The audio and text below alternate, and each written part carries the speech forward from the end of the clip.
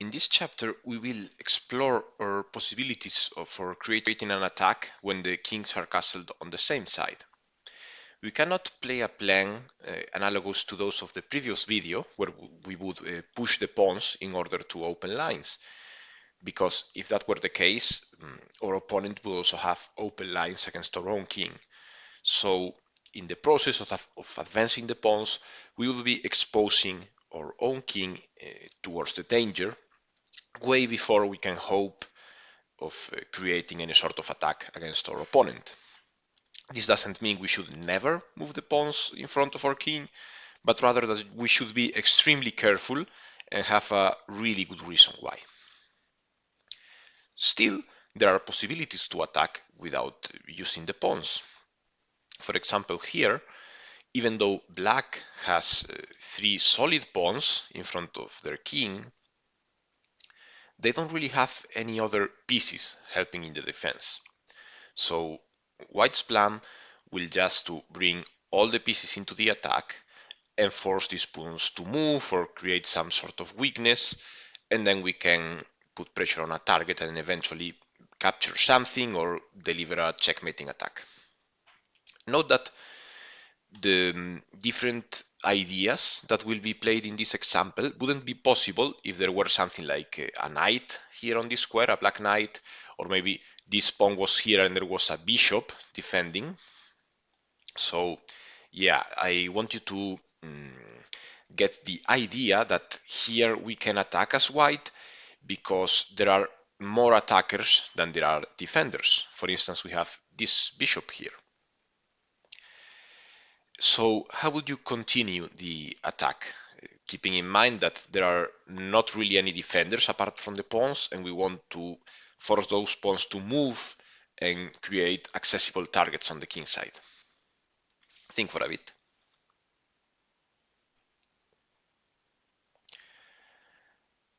Okay, so the move that was played in the game is knight to g5, which creates a threat on the h7 pawn that black will have to do something about it. But it's also interesting to consider another possibility, which would be a more revolutionary type of attack that we will explore in the next video. Unfortunately, in this case, I don't think it really works, and it's better to just gradually add pressure. But let's explore it for a bit. White has an opportunity to sacrifice the bishop, and after king takes, because, well, otherwise we've won a pawn for free, now we can go knight g5 check. And here, well, there are 4 possible moves for the king, but take a second to see why moving to either of the dark squares is a bad idea. How will white win after that? So the only 2 sensible options are either bring the king here into the open board or bring it back to the g8 square. So let's explore the more natural possibility first, which would be bringing the king back. And now white has a great move that is queen h5, creating some threats. And yeah, this is quite dangerous. In fact, it's winning for white because, for instance, a natural move like this trying to defend would be answered by queen check, and after king moves, now white has knight e4, attacking the queen and the bishop, and black can't really defend both threats simultaneously because this move would be mating 1. So yeah, black should try something else, like maybe queen c7, but this is big trouble too, because, well, after something like this, white has won a second pawn. They will win a third because, well, this defense doesn't really work. White can just kick the rook away. So yeah, if this was the right continuation, then I think we can say this is worth a sacrifice worth playing. But if we go back, there is here an alternative, which would be bringing the king here into the open board.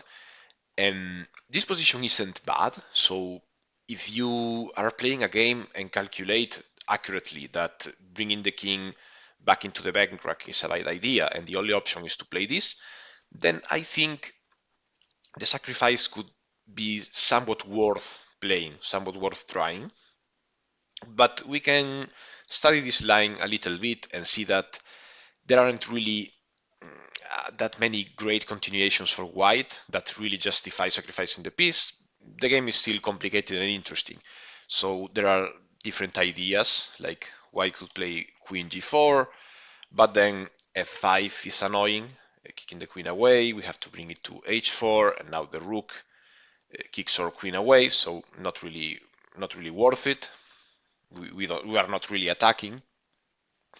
A better move could be maybe to support our knight, so we can maybe keep pushing the pawn or prepare other ideas, like maybe queen d3 or anything else. But still, after a move like rook h8, stopping our advance, black kind of survives. Even though it's hard, it's complicated to play. But yeah, I think the sacrifice isn't as good as the line that was played in the actual game. If there wasn't the alternative, then I think it would be maybe worth giving it a try. But let's see what was played in the actual game instead, which is to attack without sacrifice. So now black has, let's say, two options. Actually, there would be three, but yeah, pawn to f5 is a bit suicidal. Just queen h5. Um, this position is horrible for black.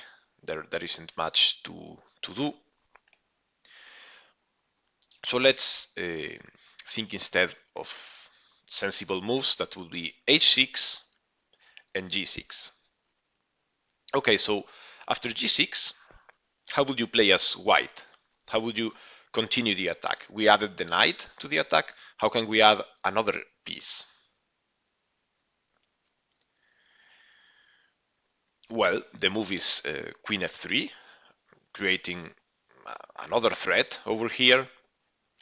It's worth noting that sacrificing the knight, hoping for a line like this, and queen check, exploiting the ping on this pawn by the bishop, this doesn't really work because black doesn't have to take. They can come with queen h4, attacking mate and attacking the knight. So this isn't really great. Anyway, let's go with the good move, which is queen f3. And now there's really a lot of trouble. For instance, if black defends like this, then the idea of sacrificing now works because white can continue something like that. And now there's this great idea that I'll let you think for a bit. And that would be sacrificing the bishop, because if black takes, we take with check, and we're attacking the king and the rook.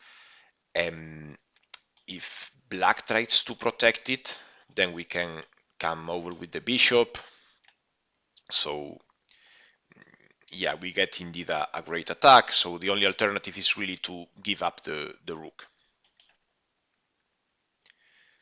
So we can explore other options, like black could defend with the rook back to f8, but still there would be attacking possibilities for white. Like now after this and queen h4, we have this check, so we've won a pawn basically.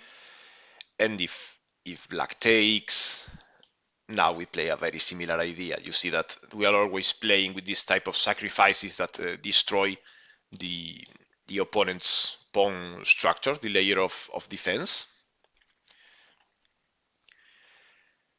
Even though in the main line, in the actual game, this wasn't really necessary. Instead, white went for just adding more pressure, more pieces, but we always need to keep in mind both options.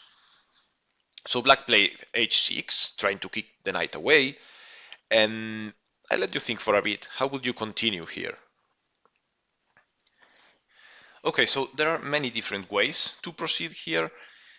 and they are all really complicated, and many of them are favorable for white. So explore it, analyze it, go as deep as you want. The possibly one of the best options is to play bishop here, because the king cannot go into the corner. I hope you can see why. Take a few seconds if you need it. And after this move, now this sacrifice is great. And if takes, we check with the queen. Note that the bishop here is stopping the king from retreating back to the g8 square into safety. So there's no option other than bringing here into the open field. And now a move like d5 is really crushing, because it's threatening to open even more lanes. And black cannot take, so after this and takes, white has many threats, like some ideas with bishop g5 sacrificing. So yeah, it's a really difficult, near losing position for black. Still, this is a complicated line, and the idea that was played in the game is actually simpler. So even though when analyzing we should be aiming to find the objective truth about a position, sometimes in practical games it's better to just play the lower risk move. And here white went for queen h5. So like this. And you may wonder, okay, how is this low risk? We are just letting our opponent take a knight. And the idea really is that taking the knight is very, very bad for black. So this is what happened in the actual game. Of course, if black played another defensive move, then queen d5 is perfectly justified, because we are just adding another attacker to the game, to the to to the attack, another piece to the attack. So let's say black takes. Now we take back. The bishop joins, and with winning a move because we're attacking the enemy queen. And the key to all this knight sacrifice is that after f6, I let you think for a bit how white continued here.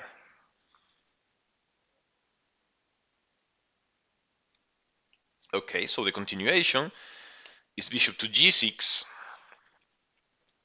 and now I let you find the forced mate that white has if black takes. Of course, we should be calculating this before playing bishop g6, but let's see if you can find now the mate in 3.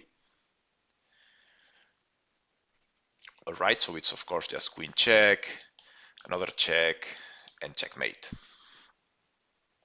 So here the position is just desperate, totally losing for black. They have to defend the mating threat, they have to defend the rook that is under attack, so yeah, there isn't really much of an option here. Black went to this sacrifice, and really white can ignore it, white can take it. The idea of the sacrifice is that if white takes with the queen, then there maybe is an escape route with the king to this square that was before occupied with the bishop. Still, this is a somewhat clearly winning for white. There's still a game to play, but this is advantageous for white. But anyway, white can just take with the king instead of the queen, and the position is still devastating, because we are threatening to take the rook, and the bishop is protecting. So we are not just winning an exchange, making a favorable trade, but rather we are winning a full rook, basically. So in the game, the trades happened. The black square bishop was captured. So now after this move, white went for a sort of simplification, because they are ahead of material, so why not? And also the bishop here isn't doing much anymore. Of course, we can bring it back, but the position starts getting a bit complicated, because black is also threatening to take here. So white went the easy way and just captured the knight. And after takes, check, king moves. And now, how would you make the rook join the attack? How would you go about that? So if you thought of a move like rook e3, then I would say you are correct, but we have to start thinking of this move, that it can be answered by bringing it here, of course, and continuing with threats. But I think there's a neat, clear way to finish off here, which is just rook h1 into the file that will be completely open after the king moves. So in the game, black prevented the king from moving, but rook here, and now the game is decided. The queen has to move, and the next move is just checkmate by moving the king. There's this option to still keep the king without a possibility to move, but now either rook here, trying to come from the back, or even just attacking the queen, both are winning moves. Okay, so it's a quite simple example. The variations are complicated because the alternatives allow for sacrifices and very tactical, precise moves. But I wanted to get the main idea, the main lines that were played in the game. So starting with bringing the knight into the attack, then bringing the queen into the attack, and the bishop, and see how all the pieces join the attack until eventually the rook is the one that gives the final blow. This is a not too common example maybe, because in most situations there will be defenders, so not just the pawns but also pieces, like a knight could be here, a bishop could be somewhere. Note that these pieces aren't really helping in the defense, but still we saw the rook and the queen participate sometimes. So yeah, let's see now an example where more defenders participate and white has to make an effort to actually remove them or make them go away, create some danger for them.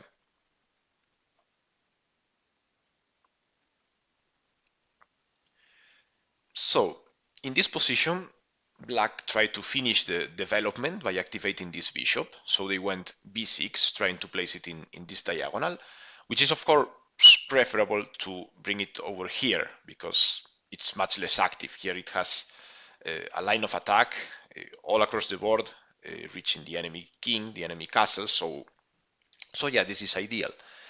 Unfortunately for them, this allows white to bring the queen into the attack. So how would you go about that? So the move that was played in the game is queen f3, targeting the rook, and after bishop b7, kicking the queen away, now queen h3. And of course you can see that if this was an example like the previous one, without the knight here, now black would have to do something about these pawns, because there's a threat that has to be stopped. But here the knight is holding the position quite solidly. So how would white continue the attack? So if it was white's move again, how would they go? Think for a minute or so.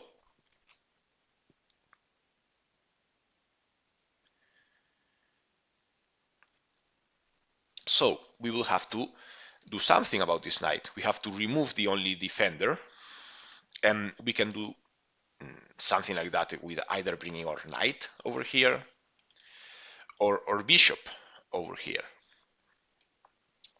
The bishop move is maybe more effective in the sense that the knight is already in a great square. So for instance, if black played a rook move, uh, white can speculate, sorry, with this sacrifice, and after takes we bring our queen, so we are creating a lot of trouble already. But on the other hand, if we move the bishop, then this pawn could potentially be under attack, not right now. So let's imagine if, let's say, this move is played so that the bishop is defended and the sacrifice isn't as strong, white can come over here. And what happens now if black takes? Why is this pawn still safe? Think for a bit, try to find it. Okay, so it's of course because we give check with the bishop, and now we've discovered an attack, so black would be losing the queen.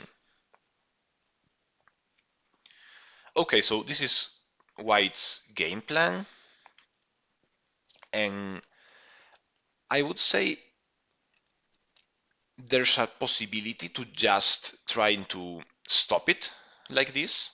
So now this isn't really a threat because there is no longer an attack over this point.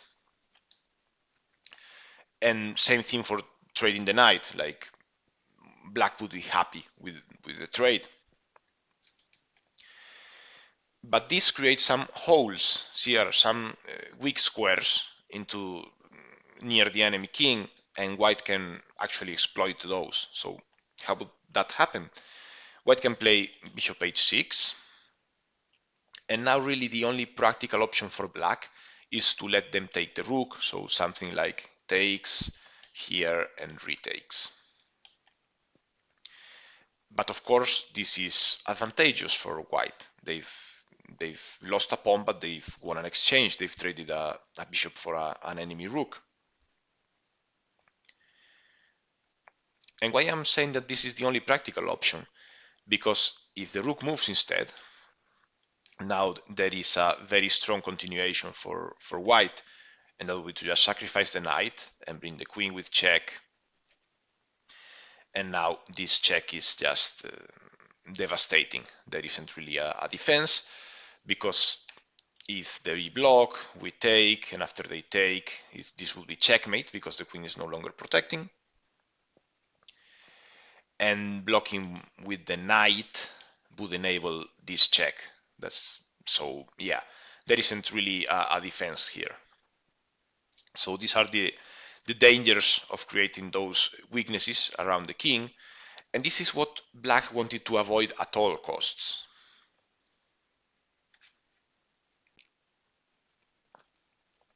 The move that black chose in the game is to bring the bishop over to d8, which is a quite unnatural move. This isn't what you see often in a game, not bringing the bishop to the bank rank, blocking the connection between the rooks, getting a bit in the way.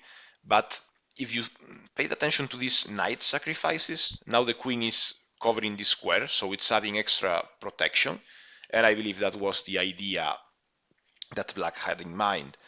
Still, I think it's not worth it. I would say the best defense was the exchange sacrifice line, so like this, and taking over here and playing this position, which is somewhat acceptable. And yeah, after the move in the game,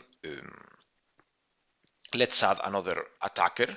So bishop here now could be replied like this, and now there are not really any sacrificing ideas because the queen is protecting, so that's a bit of the point of black's move. But there's a better way to add the bishop into the attack now, and that is bishop f4, creating this potential threat, and well, actually a real threat of a discovered attack on the next move. So we've basically played a free move. Now black has to move away, and of course this pawn can still not be taken, so that's a bit of the point. Okay, so the queen goes away. Note that she can no longer maybe come here and add some extra layer of defense to the knight. She's no longer also defending the pawn in case there's a sacrifice. She's defending e6, so yeah, she's still helping, but the queen is in a worse position than before. I think we can agree on that, while this bishop is on a potentially better one. Okay, so now white goes for the other idea to remove the knight that is defending. So instead of playing like this, because maybe now the queen and the rook are still protecting here, so there isn't really a direct threat. Instead, the way to remove this knight was the other option, so knight to g4. So now there is a direct threat, so just take the knight and checkmate. If the knight is taken, of course, we have also checkmate. So how does black defend? What can they do? And you could go, okay, I'll just do it the standard way. So I'll move one of these pawns. And yeah, that's the first thing we have to think about. So for instance, let's explore h6. Now white has a winning attack with a sacrifice. So like this and like this. And now queen g3 is basically unstoppable. Black will have to play something like this, but queen rook e5 to enable the queen to come again. And this is just winning. So this is not an option.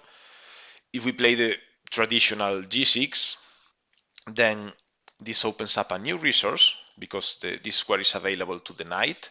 So we'll go like this, and now this ping is really annoying. This is still a game to play. There will be a few more moves maybe, but yeah, white will continue like this and putting pressure on the knight, and it's basically undefensible. So black opted after this move for a different approach, and he just went, okay, I'm gonna play like this, because if white takes, now black takes, and if we take the pawn, now we do play g6.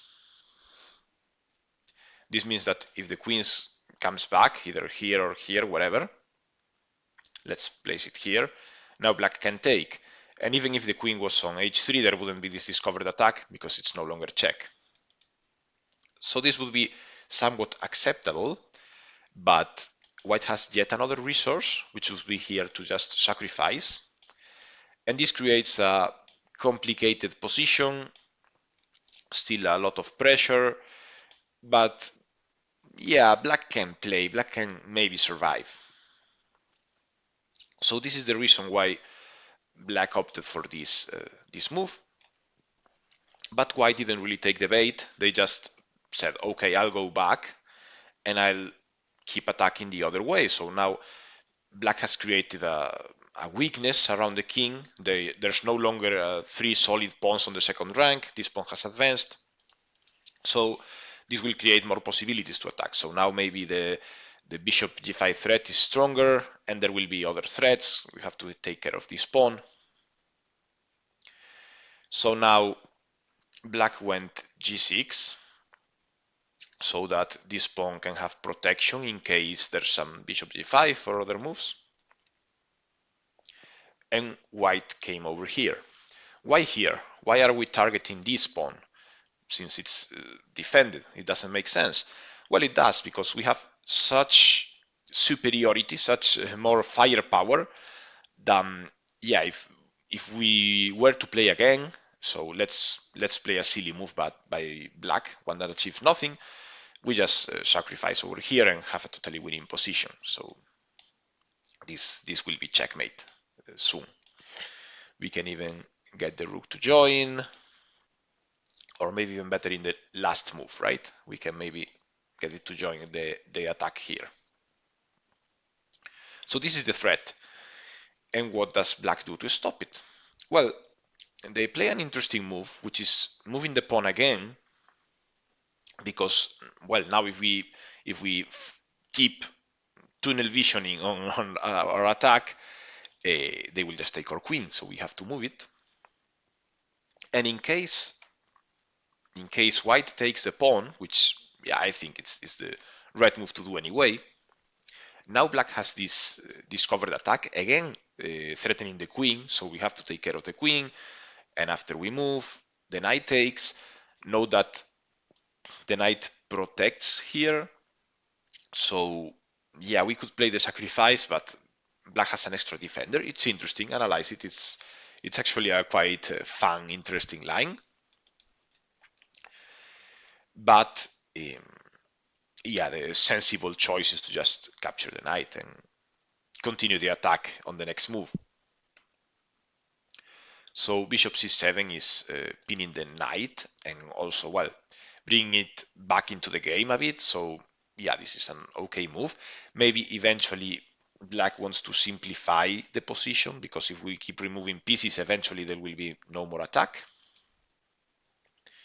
And here white played c4, which isn't the best move. the idea behind c4 is to not have this pawn attacked in some variations, like maybe if we are like this, black could threaten to take and then take. So white wants to remove that possibility of black regaining the pawn. But still, I believe the right way to play would have been to just make a rook lift to join the attack over the h-file. And in fact, I would say the only realistic defense is to try to fight for the file. So with a move like this.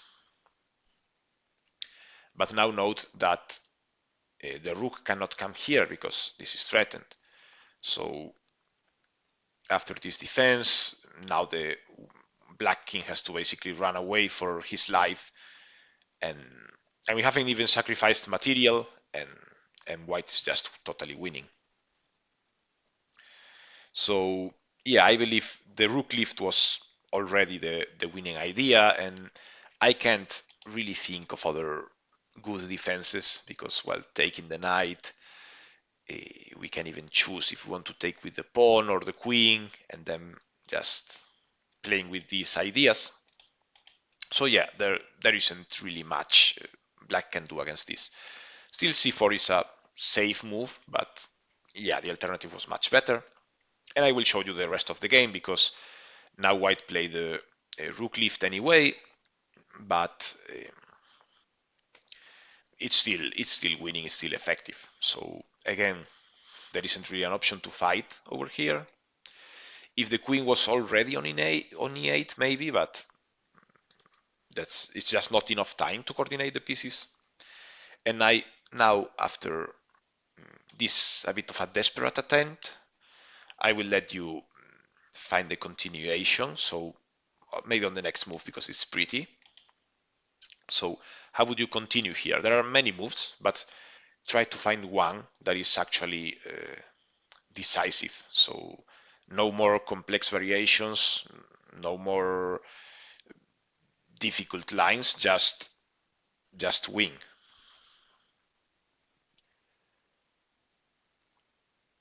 So in the game, white played this because after pawn takes queen is checkmate. So yeah, there are too many threats over here and there isn't really an available defense. If you were considering maybe taking with the rook, that works too, because, well, if they take the queen, it's mate in two. And if instead they take the rook, well, it's also mate in two, right? So yeah, this is winning as well. So either way, yeah, you can see that there are many options here already. Even a safe move like just bringing the queen back, that would be enough. But yeah, if we see the tactical opportunity, we should go for it. All right, so final conclusion.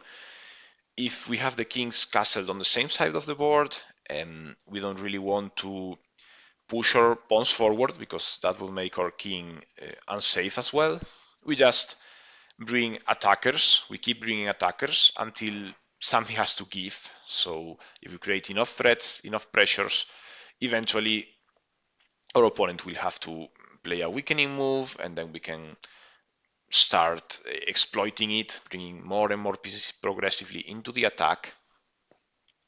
And of course, we also have to be attentive to alternatives that will give counterplay for our opponent. In the next chapter, we will keep exploring this idea. There will be still a lot of maneuvers to bring pieces into the attack, but we will also focus on sacrifices that weaken the enemy pawn structure around the king, so creating holes for our pieces to actually find great squares to attack. Anyway, that's it for now, and I hope you continue taking the course with the next chapter.